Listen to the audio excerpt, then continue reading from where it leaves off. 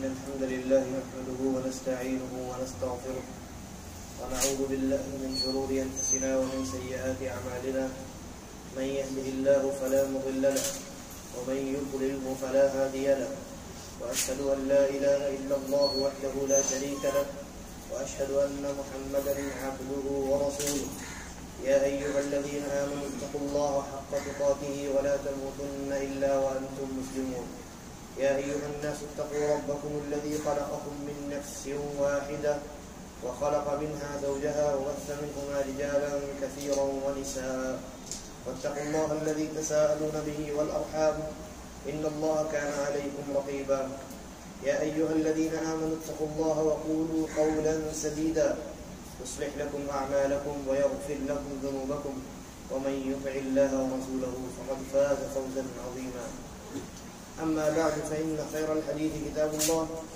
وخير الهدي هدي محمد صلى الله عليه وسلم وشر الأمور محدثاتها وكل محدثة بدعة وكل بدعة ضلالة وكل ضلالة في النار. ہر قسم کی حمد و ثنا اللہ رب العالمین کے لیے لائق اور سزاوار ہے. درود و سلام نازل ہو نبی اکرم جناب محمد رسول اللہ صلی اللہ علیہ وسلم کی ذات گرامی پر. حضرات گرامی، ابھی عید کی نماز ہم نے اور آپ نے ادا کی اور مسجد میں ادا کیا. اس دوران ایک مسئلے میں لوگوں کا اختلاف ہوا، بعض لوگوں کا، اور وہ یہ تھا کہ مسجد میں جب عید کی نماز پڑھنے کے لیے آئے تو تحیۃ المسجد پڑھیں یا نہ پڑھیں. اس لیے کہ آپ کو حدیث معلوم ہے، نبی اکرم صلی اللہ علیہ وسلم نے مصلی میں جب عید کی نماز باہر ادا کی تھی، مسجد نبوی میں نہیں بلکہ صحرا میں آ کر کے میدان میں اللہ کے نبی صلی اللہ علیہ وسلم نے جب عید کی نماز ادا کی تو وہاں آپ نے نہ عید کی نماز سے پہلے کچھ پڑھا اور نہ عید کی نماز کے بعد کچھ پڑھا. لیکن یہاں مسئلہ عیدگاہ میں پڑھنے کا نہیں بلکہ یہاں مسئلہ مسجد میں عید کی نماز پڑھنے کا ہے. اور دوسری طرف آپ کو وہ حدیث بھی معلوم ہے، اللہ کے نبی صلی اللہ علیہ وسلم کا فرمان کہ جب تم میں سے کوئی مسجد آئے تو نہ بیٹھے یہاں تک کہ وہ 2 رکعت نہ پڑھ لیں، جس کو آپ تحیۃ المسجد کہتے ہیں. اب یہاں 2 چیزیں ایک ساتھ ہیں. اس مسئلے میں کیا کیا جائے؟ تو اس مسئلے میں جو راجح قول ہے وہ یہ ہے کہ اگر عید کی نماز مسجد میں ہو رہی ہے تو آنے والا انسان بیٹھنے سے پہلے 2 رکعت تحیۃ المسجد پڑھے گا. اور اس کی وجہ یہ ہے، یہ جو 2 رکعت تحیۃ المسجد ہے یہ ایک سببی نماز ہے. اس کا ایک سبب ہے، جب وہ سبب پایا جائے گا یہ نماز واجب ہوگی. اور وہ سبب کیا ہے؟ دخول مسجد. جب آپ داخل ہوں گے مسجد میں، چاہے کسی بھی کام کے لیے، چاہے کسی بھی وقت، مسجد میں آپ داخل ہوں گے اور آپ کا ارادہ بیٹھنے کا ہے تو بیٹھنے سے پہلے 2 رکعت پڑھنا یہ لازم اور ضروری ہے. اگر بیٹھنے کا ارادہ نہیں ہے تو ایسی صورت میں پڑھنا ضروری نہیں. اور یہی وجہ ہے علماء نے کہا کہ ممنوع اوقات میں، مثلا عصر کے بعد، عصر کی نماز پڑھنے کے بعد سے لے کر مغرب کی نماز کے پہلے تک جو وقت ہے، اس وقت میں انسان کو نوافل پڑھنے کی اجازت نہیں ہے، منع کیا گیا ہے. لیکن اگر اس وقت میں بھی انسان مسجد میں آتا ہے اور بیٹھنے کا ارادہ ہے تو ایسی صورت میں اس انسان پر واجب ہے کہ وہ 2 رکعت تحیۃ المسجد پڑھے. تو ٹھیک اسی طریقے پر گرچہ مصلی میں اللہ کے نبی صلی اللہ علیہ وسلم نے عید کی نماز سے پہلے اور بعد کچھ نہیں پڑھا، لیکن وہ مصلی تھا، مسجد نہیں تھی. لہذا جب آپ مسجد میں آئیں گے تو ایسی صورت میں تحیۃ المسجد کے واجب ہونے کا سبب پایا گیا. اور وہ سبب کیا ہے؟ دخول مسجد. آپ مسجد میں داخل ہوئے، چاہے کسی بھی چیز کے لیے ہوئے، یہاں آپ عید کی نماز کے لیے ہوئے، اس سے فرق نہیں پڑتا.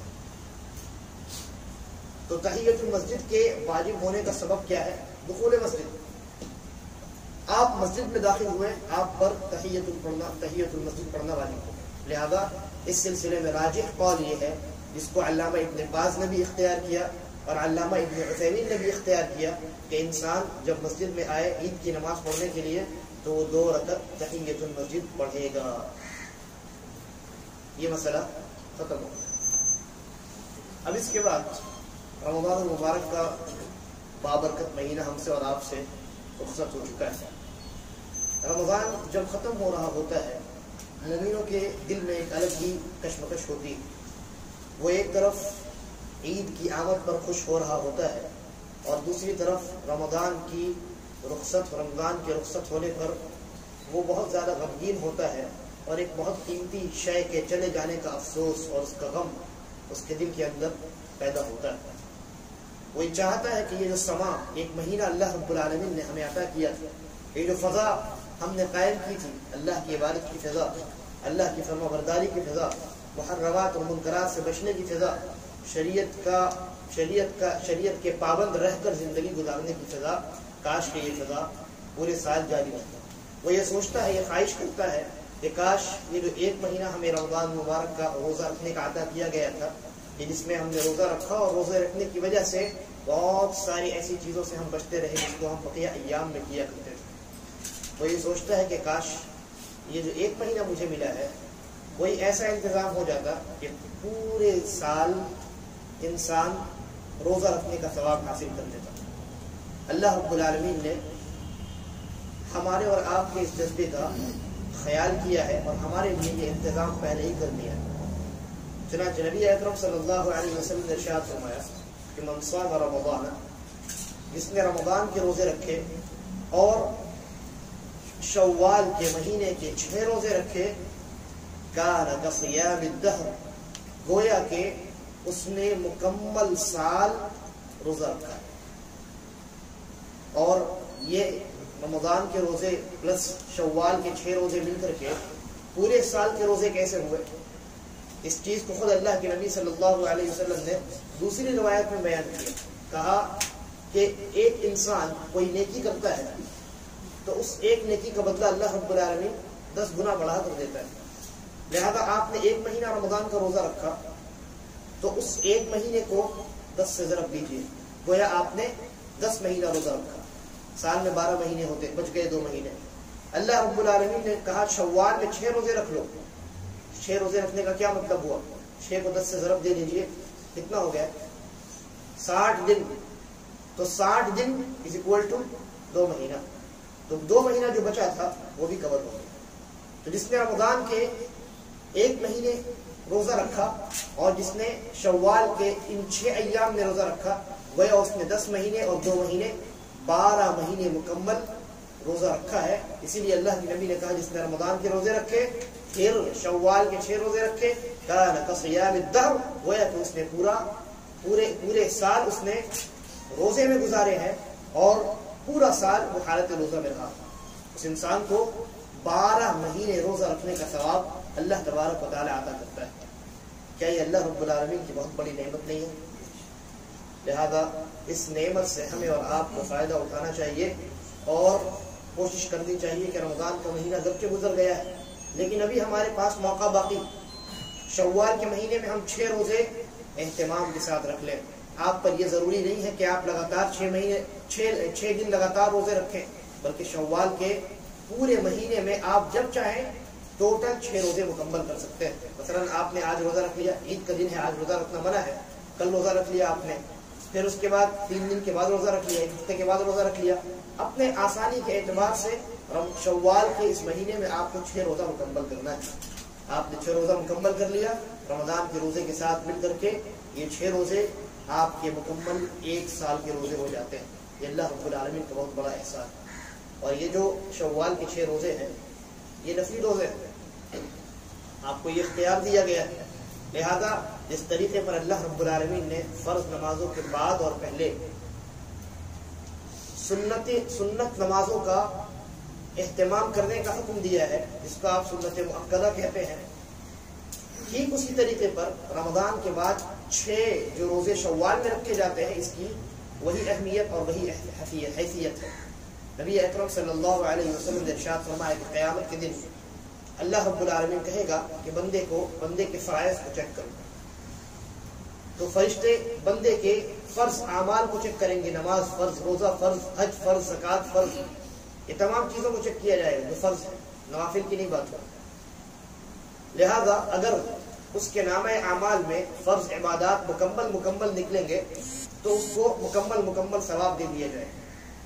لیکن اگر اس کے نامہ اعمال میں یہ جو فرض روزے، فرض نماز، فرض حج، فرض زکوٰۃ ہے، اگر اس میں کچھ کمی نکلی، کچھ نقص پیدا ہو گیا، اللہ رب العالمین کہے گا کہ اس کے نوافل میں ذرا چیک کرو، اسی عبادت یعنی جو عبادت فرض ہے اسی عبادت کی جو نفل عبادت ہے، جیسے آپ فرض نماز پڑھتے ہیں، فرض نماز کے بعد جو سنت ہے، اور فرض زکوٰۃ دیتے ہیں، فرض زکوٰۃ کے علاوہ جو عام صدقہ ہے، فرض حج کرتے ہیں، اس حج کے بعد جو نفل حج ہے، اور اسی طریقے پر رمضان کے روزے رکھتے ہیں، رمضان کے روزوں کے علاوہ سال بھر کے جتنے روزے ہیں یہ تمام کے تمام نوافل۔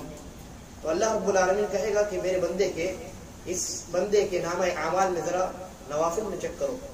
اگر اس نے نوافل انجام دیے ہوں گے، اللہ تبارک و تعالیٰ کہے گا اس کے نامہ اعمال میں ان نوافل کے ذریعے سے اس کے فرائض کو مکمل کر دو، اور اس کے نامہ اعمال میں مکمل فرائض کا ثواب لکھ دیا جائے۔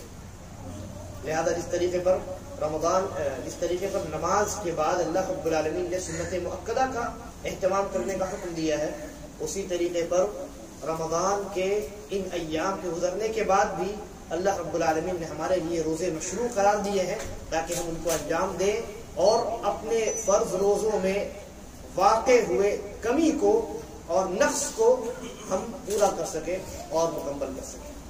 اللہ تبارک و تعالی سے دعا ہے کہ وہ ہمیں صحیح سمجھ کے توفیق عطا فرمائے۔